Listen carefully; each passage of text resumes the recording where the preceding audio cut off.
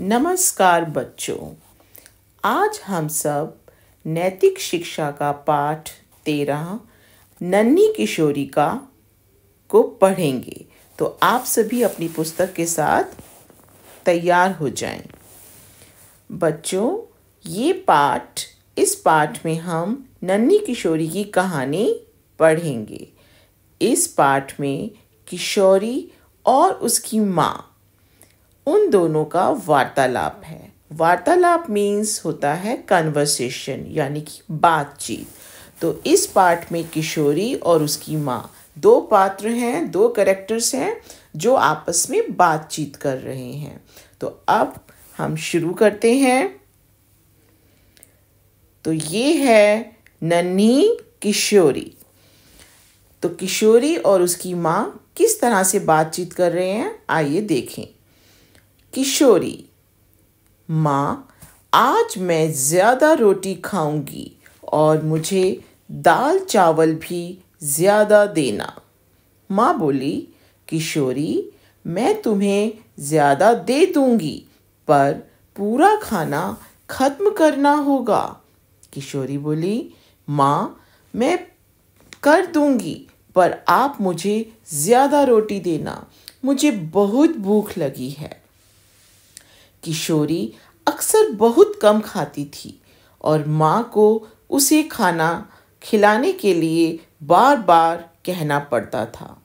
माँ हैरान थी कि आजकल किशोरी अपने आप से ही खाना मांग कर खा रही थी, क्योंकि किशोरी कभी भी खुद खाना नहीं मांगती थी। उसकी माँ को बार बार उसे बोलना पड़ता था, किशोरी खाना खा लो, किशोरी कुछ दूध पी लो। लेकिन आज पहली बार उसकी माँ हैरान थी कि वो अपनी माँ से खाना भी मांग रही थी और ये भी कह रही थी कि मुझे ज़्यादा खाना देना, क्योंकि वो पूरा खाना तो कभी ख़त्म ही नहीं करती थी। आज उसकी माँ इसीलिए हैरान थी।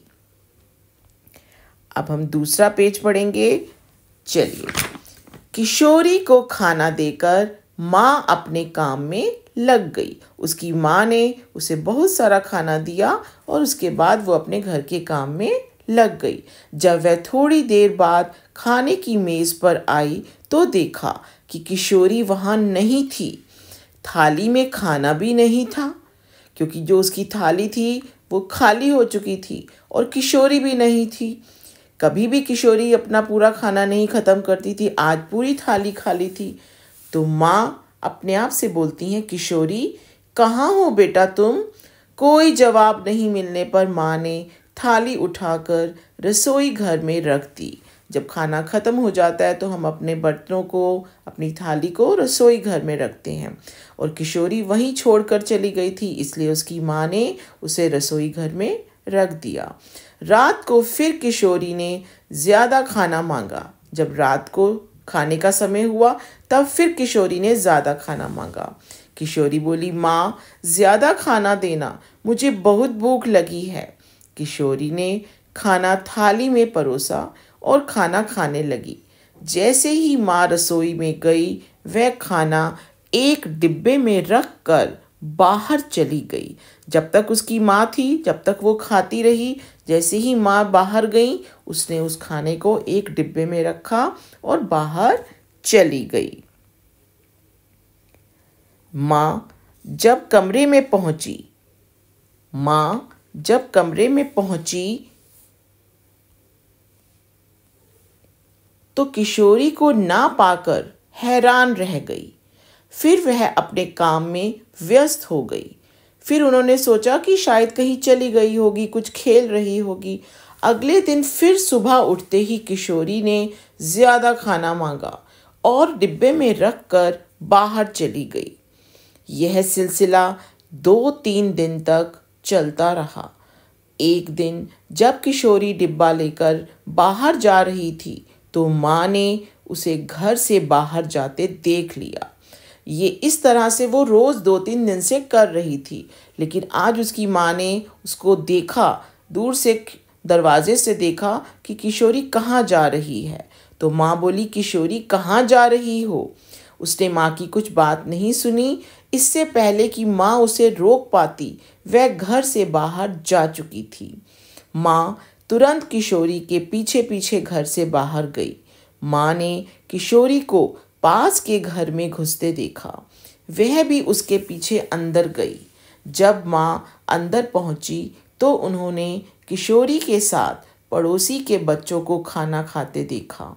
माँ को देख किशोरी घबरा गई, क्योंकि उसको नहीं पता था कि मेरी माँ मुझे देखकर मेरे पीछे पीछे आ रही है। इसलिए वो थोड़ा सा घबरा गई कि मेरी माँ यहाँ कैसे पहुँच गई है। किशोरी: माँ, आप यहाँ कैसे? माँ बोली, किशोरी, तुम यहाँ क्या कर रही हो? किशोरी ने जवाब दिया, माँ, मैं लव कुश के साथ खाना खा रही हूँ। आप चित्र में देख सकते हो उसके जो दो दोस्त हैं, लव और कुश, वो दोनों भी बैठे हैं और वो अपने डब्बे से खाना निकाल कर उनके साथ मिलकर खा रही है। इनकी माँ बीमार है और अस्पताल में है। उसने अपनी माँ को बताया कि लव और कुश की माँ बीमार है और वो अस्पताल में है और बच्चे छोटे हैं, वो कैसे खाना खाएंगे, इसलिए मैं इनके लिए खाना ले आई। माँ बोली, क्या 2-3 दिन से तुम इसीलिए खाना मुझसे ज़्यादा मांग रही हो? किशोरी बोली, जी माँ, मुझे माफ़ कर दीजिए। मैंने आपसे झूठ बोला, पर मैं इनकी मदद करना चाहती थी। माँ बोली, किशोरी, मदद करना बहुत अच्छी बात है, पर तुम्हें झूठ नहीं बोलना चाहिए। अगर तुम मुझसे सच बोलकर खाना मांग लेती तो मुझे बहुत अच्छा लगता। माँ ने सब बच्चों को प्यार किया और उन्हें खाना खाने को कहकर घर की तरफ चल दी। उन्हें अपनी बेटी पर बहुत गर्व हो रहा था। गर्व मीन्स प्राउड, यानी कि अभिमान। उनकी छोटी सी बिटिया दूसरों की मदद करना जो सीख गई थी। तो हमने देखा इस कहानी में किस तरह से छोटी सी नन्ही सी किशोरी ने अपने मित्रों की, अपने दोस्तों की बुरे समय में, क्योंकि उनके साथ उनकी माँ नहीं थी, बच्चों की बीमार थी, तो किस तरह से उसने बच्चों के साथ शेयर करा अपना फूड, अपने खाने को, और अपने फ्रेंड्स के साथ उसने उनको अपना खाना शेयर करके उनकी हेल्प करी।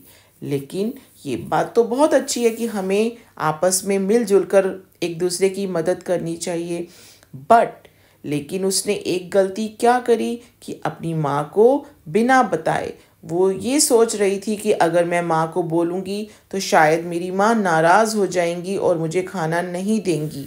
इसलिए उसने झूठ बोला कि माँ, मुझे ज़्यादा खाना खाना है, क्योंकि वो अपने साथ अपने दोस्तों को भी खिलाना चाहती थी। इसलिए उसने ज़्यादा खाना लिया जिससे वो अपने दोस्तों के साथ शेयर कर सके। तो उसे अपनी माँ पर भरोसा करना चाहिए था, क्योंकि जब हम कोई अच्छा काम करते हैं तो हमारे माता पिता कभी हमें नहीं रोकते। वो हमें कब रोकते हैं? जब हम कोई गलत काम करते हैं। वो तो अपने मित्रों की सहायता करने वाली थी, तो उसे अपनी माँ को सच बता देना चाहिए। तो इस पाठ से हमने ये सीख ली कि हमें मित्रों की मदद करनी है, दूसरों की, बड़ों की, हर किसी के साथ सहायता करनी है, लेकिन कभी झूठ नहीं बोलना और अपने बड़ों पर हमेशा हमें विश्वास होना चाहिए, क्योंकि बड़े कभी भी हमारे साथ, जब हम कोई अच्छी चीज़ करते हैं तो वो हमेशा हमारे साथ होते हैं। तो आज से आप सब भी मुझसे वादा करिए कि कभी झूठ नहीं बोलेंगे। अगर कोई गलती भी हो जाए आपसे, कभी भी अनजाने में कभी हमसे कोई मिस्टेक हो जाती है, तो अपने बड़ों को, अपने माता पिता को वो ज़रूर बताएंगे, उनसे कोई भी बात छुपाएंगे नहीं।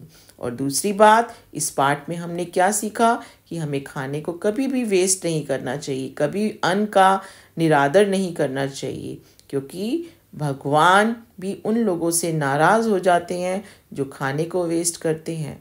तो आज से कोई भी बच्चा खाना कभी भी वेस्ट नहीं करेगा।